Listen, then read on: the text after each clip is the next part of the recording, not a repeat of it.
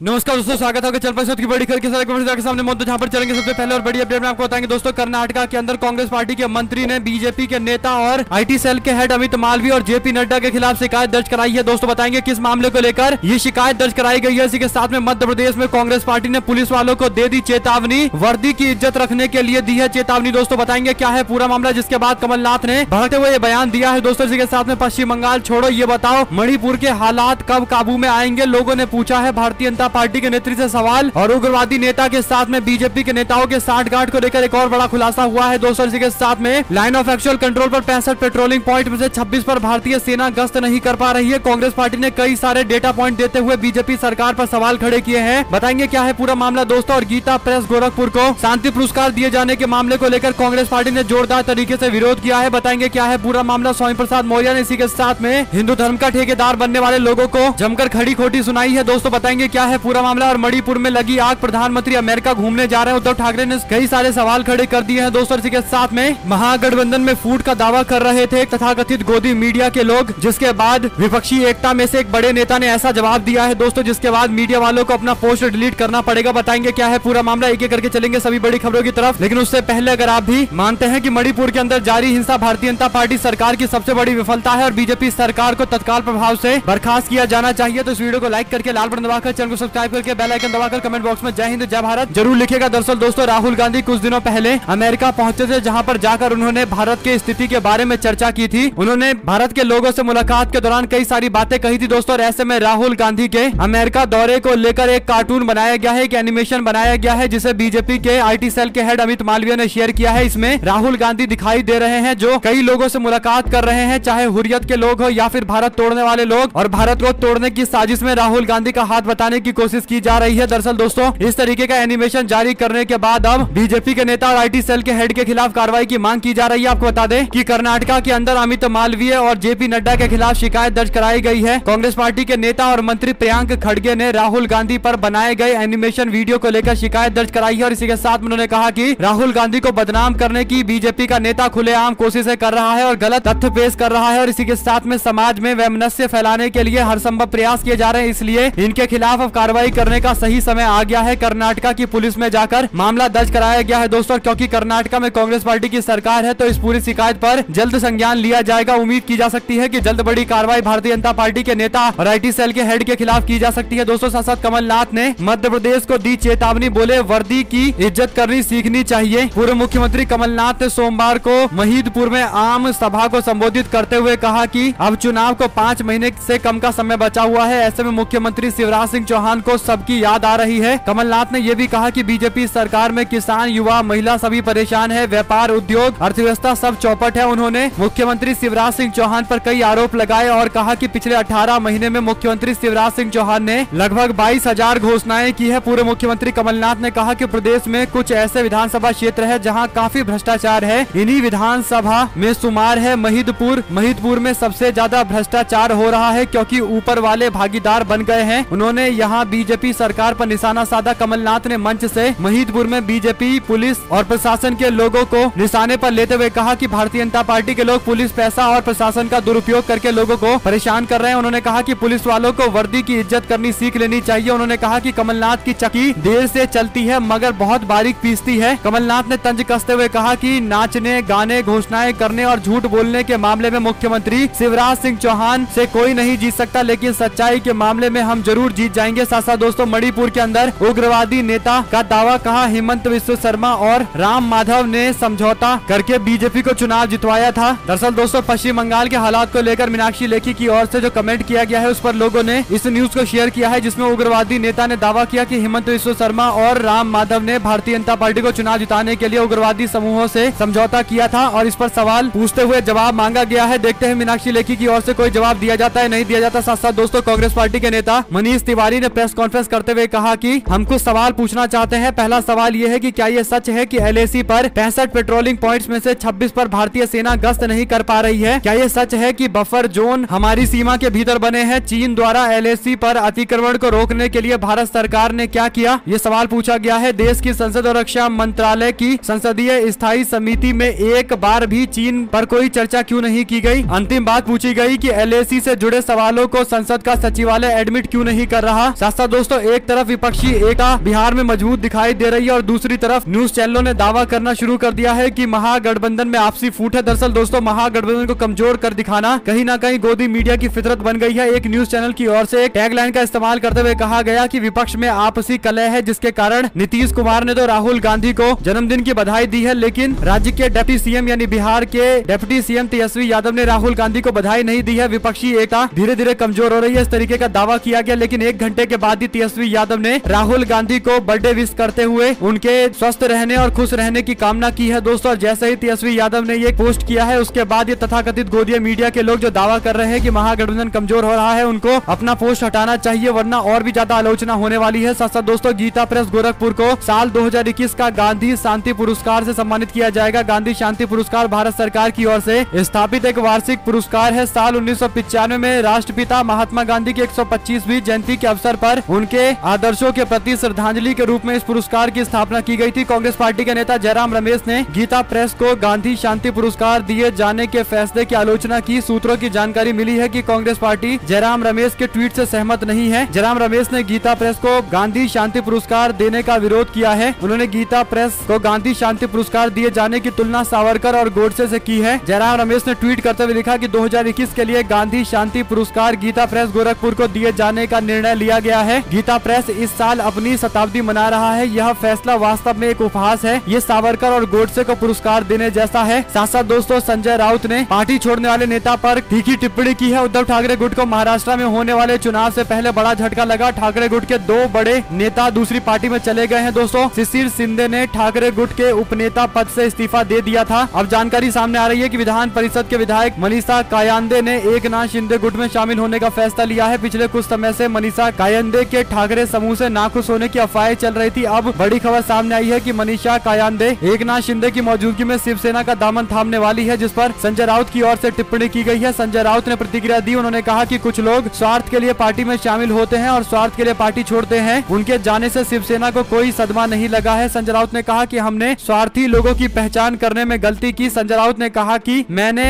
उन्हें बार बार कहा कि पिछले कई सालों में यह गलती हुई है। संजय राउत ने यह भी बताया कि आगे इस बात का ध्यान रखा जाएगा। कुल मिलाकर दोस्तों मनीषा कायंदे ठाकरे गुट से विधान परिषद की विधायक है। उन्होंने 2009 में बीजेपी से सायन कोलीवाड़ा से चुनाव लड़ा था। फिर 2012 में उन्होंने उद्धव ठाकरे के नेतृत्व में शिवसेना में शामिल हो गई थी। 2018 में ठाकरे ने उन्हें विधान परिषद की जिम्मेदारी दी। मनीषा कायंदे ने शिवसेना में जाने के बाद कहा कि आज का दिन मेरे लिए बड़े सम्मान का दिन है। मैं इस पार्टी में शामिल हो रही हूँ जो मूल शिवसेना है। कुल मिलाकर दोस्तों उद्धव ठाकरे गुट के नेता कुछ भी कहे, लेकिन ये झटका तो है उनकी पार्टी के लिए, क्योंकि धीरे धीरे कई सारे नेता एकनाथ शिंदे गुट की तरफ जा रहे हैं। साथ साथ स्वामी प्रसाद मौर्य बोले, कहा आदि पुरुष फिल्म में रामायण के सभी पात्र तथा मर्यादा पुरुषोत्तम राम, प्रकांड महारथी व विद्वान रावण, आज्ञाकारी भाई लक्ष्मण एवं आज्ञाकारी भक्त सेवक व राजदूत हनुमान के माध्यम से मनोज मुंतशिर और ओम राउत ने जिस तरीके से अमर्यादित स्तरहीन गुंडे मवाली व टपोरियों की भाषा बोलकर इन दोनों कलाकारों ने उपहास उड़ाया है, मर्यादा गिराई है, क्या इससे हिंदू धर्म के ठेकेदार व सनातन धर्म का अपमान नहीं हुआ है? ये सवाल उन्होंने पूछा है दोस्तों। इसके बाद ठेकेदारों से सवाल पूछते हुए कहा कि आपकी ओर से इस पर कोई बयान क्यों नहीं दिया जा रहा है, क्योंकि स्वामी प्रसाद मौर्य की ओर से जब सवाल खड़े किए गए थे तो इस पर तरह तरह की प्रतिक्रियाएं सामने आई थी। साथ साथ दोस्तों मणिपुर में लगी है आग और प्रधानमंत्री अमेरिका घूमने चले गए हैं। उद्धव ठाकरे की ओर से प्रधानमंत्री मोदी पर सवाल पूछे गए हैं दोस्तों। वहीं पर इंडियन अमेरिकन डायस्पोरा की ओर से यूनिटी रैली वॉशिंगटन में निकाली गई है। इस तरीके से तस्वीरें शेयर करते हुए एएनआई ने दावा किया है। आपको बता दें कि प्रधानमंत्री नरेंद्र मोदी आज पहुंचने वाले हैं अमेरिका, जिसके बाद उनके कई सारे कार्यक्रम होंगे। इस पर रिटायर्ड आईएएस अधिकारी सूर्य प्रताप सिंह बोले, कहा भारत जोड़ो यात्रा की नकल विदेशी भूमि पर वॉशिंगटन में कहा कि यूनिटी रैली केवल राहुल गांधी की नकल की जा रही है। देश में विभाजन कटुता का प्रश्रय देने वाले विदेश में जाकर यूनिटी की बात कर रहे हैं, अतः राहुल गांधी को फॉलो करना पड़ रहा है। साथ साथ तमाम प्रयासों के बाद भी मणिपुर के अंदर हिंसा थमने का नाम नहीं ले रही। म्यांमार के रास्ते चीन का क्या हाथ है, लोग सवाल खड़े कर रहे हैं दोस्तों। मणिपुर में अब तक हिंसा को न